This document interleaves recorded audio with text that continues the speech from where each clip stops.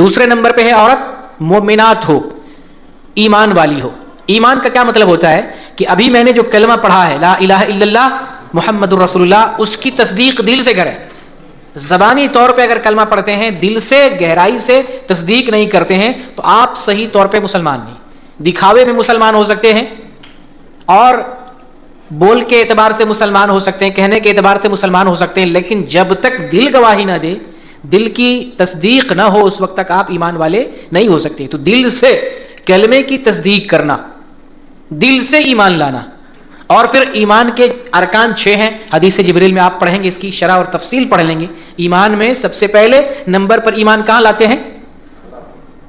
اللہ رب العالمین پر، اللہ رب العالمین پر ایمان لاتے ہیں۔ اور اللہ پر جب ایمان لاتے ہیں، سب سے پہلے مرحلے میں اللہ کے وجود پر ایمان لاتے ہیں کہ ایک ذات ہے، ایک جو ہے ہستی ہے جس نے اس پوری کائنات کو بنایا، ہمیں بھی بنایا۔ پہلے مرحلے میں اللہ کی وجود پر ایمان لاتے ہیں، پھر اس کے بعد اللہ کی خالقیت کو تسلیم کرتے ہیں کہ اللہ ہے، پھر خالقیت، رازقیت، مالکیت کو تسلیم کرتے ہیں کہ اسی نے کائنات کو بنایا، وہی کائنات چلا رہا، وہی کائنات میں تدبیر کر رہا، وہی روزی دینے والا، وہی ہماری نگرانی کرنے والا۔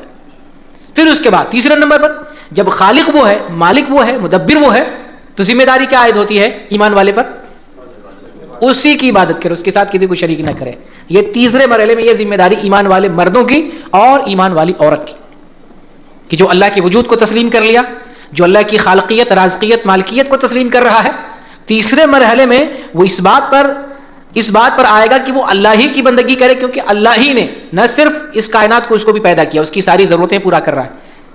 پھر اس کو یاد کرنے کے لیے ضروری ہے اللہ کی بندگی کرے، اور پھر اللہ کے جو اسماء حسنی ہیں ان کا علم حاصل کرنا، اللہ کے اسماء حسنی پر ایمان لانا، اور جتنی بھی بندگی کے کام ہیں، افعال ہیں، اللہ کے لیے مختص کرنا، اس کے ساتھ کسی کو شریک نہیں کرنا، یہ ہماری ذمہ داری۔ اس معاملے میں عورتوں کے تئیں تھوڑا سا میں کمزوری دیکھتا ہوں۔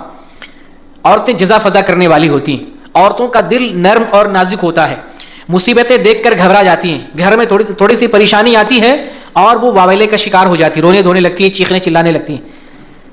ایمان کے معاملے میں عورتوں کو سمجھنا ہے کہ آپ کو مجاہد بننا ہے، دلیر بننا ہے، اور ایمان ایسا ہو کہ پریشانی آ جائے پھر بھی اللہ پر توکل کمزور نہیں ہونا چاہیے۔ تھوڑی سی پریشانی آتی، بھاگتے ہیں درباروں، باباؤں، تعویذ، دندے، نہ جانے کہاں کہاں دوڑنے لگتی ہیں۔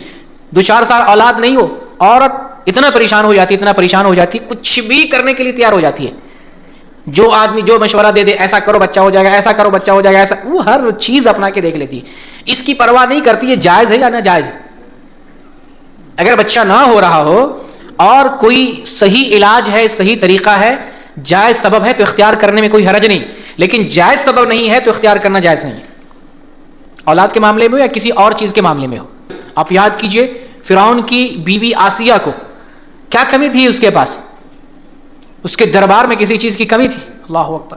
ایسے مردوں سے شادی کرنے کے لیے عورتیں تو لالچ میں رہتی ہیں کہ ایسا کوئی مرد مل جائے، نوکری والا، کسی بڑی کمپنی کا مینیجر ہو، سی او ہو، ہیڈ ہو، اس سے شادی کریں، دولت والے سے، امیر والے سے۔ اس ایسی دولت کو انہوں نے لات مار دیا، اور اللہ تعالیٰ نے ایسی نمایاں عورت کا قرآن میں ذکر کیا، مثال دیا۔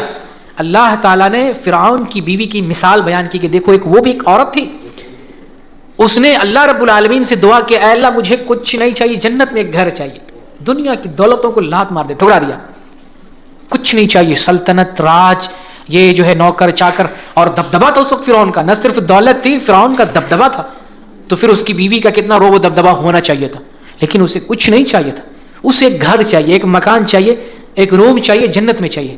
وہ کہتی ہے اللہ تعالیٰ مجھے جنت میں ایک گھر دے دے، فرعون نہیں چاہیے، فرعون سے نجات دے دے، فرعون کے ظلم سے مجھے نجات دے دے۔ تو ایسی ایمان والی عورت گھروں میں چاہیے۔ حضرت سمیہ رضی اللہ تعالیٰ عنہا، یاد کریں ایمان والے جو تذکرہ آتا ہے، رسول اللہ صلی اللہ علیہ وسلم جب پیغمبر بن کر آئے، جب رسول بن کر آئے، اور یہ ان میں سب سے پہلے لوگوں میں سے ہیں جنہوں نے ایمان لایا ہے۔ یہ ایمان لاتی ہیں، ان کے شوہر یاسر ایمان لاتے ہیں رضی اللہ عنہ، پھر ان کے بیٹے عمار بن یاسر رضی اللہ تعالیٰ عنہ، یہ سب ایمان لاتے ہیں، اور اس پوری فیملی کو بڑی اذیت دی جاتی، بہت تکلیف دی جاتی، تڑپتے رہتے ہیں ایمان کی وجہ سے۔ رسول اللہ صلی اللہ علیہ وسلم سے عرض کرتے ہیں اللہ کے رسول کیا ہمارا کوئی مددگار نہیں ہوگا، ہم ایسے ہی تکلیف جھیلتے رہیں گے؟ تو آپ نے کیا کہا تھا کہ اے یاسر صبر کرو، تمہارے لیے جنت ہے، اللہ تعالیٰ نے تمہارے ایمان کے بدلے جنت رکھا ہے، صبر کرو۔ تو ایمان والی وہ عورت ہے سمیہ رضی اللہ تعالیٰ عنہ، صبر کرتی ہیں، اور صبر اس طرح سے کرتی ہیں کہ ایمان سے برگشتہ کرنے کے لیے سارا حربہ اپنا لیا گیا، لیکن ایمان سے منحرف نہیں ہوتی ہیں۔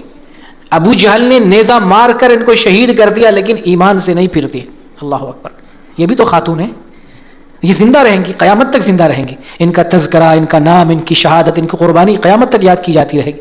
تو ماں اور بہنوں کو ایسی ایمان والی ہونی چاہیے کہ دین کے لیے، ایمان کے لیے، اسلام کے لیے پریشانی آئے، تنگی آئے اور قربانی دینی پڑے تو دریغ نہیں کرنا چاہیے، دین و اسلام کے لیے جان، تن، من، دھن سب کچھ قربان کر دینا چاہیے۔